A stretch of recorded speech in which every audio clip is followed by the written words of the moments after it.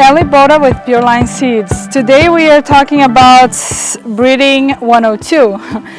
If you look for our past videos, we talk about breeding 101, which we had a pea flower, and we chose a male and a female. We did the crosses.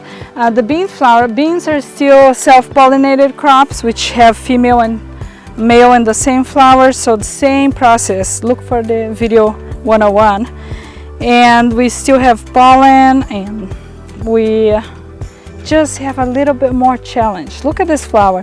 It has the pollen is basically gray most times, as opposed to the video one. We look at pollen and it was orange and yellow, so it's a little challenging to work on beans, but we are in selection stage, and selection goes across for all crops. So the basics of breeding a self-pollinated crop is you choose a parent that will be a male and a female. You emasculate the one you want to use as a female, and then you transfer pollen. And this is what has been done with the lines, and now they are in the field. And what you just look at was selection. Now, the selection process is when the beans or the peas or whatever crop you're working on is in the green stage, if it's a vegetable crop, or you can do yield selection if it's a seed crop. In this case, we are looking at beans, and what we are in need here, we are doing some just evaluation on general scores. We are looking at the quality of bean, we are looking at the pod set concentration here. We need a high yielding. Yield is always king in our breeding programs.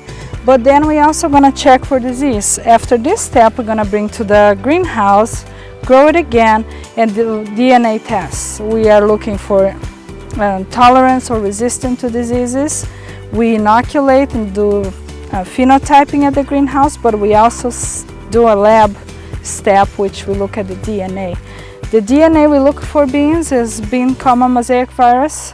This #1, because you cannot transfer your seed easily if you don't have that. If you don't have that, you need to send to labs to do pathology reports to make sure your field was clean and everything, which we also do, phytosanitary. But we also need to look at, if you can introgress something genetically, you don't need to be testing over and over again. It's once and done at the DNA level.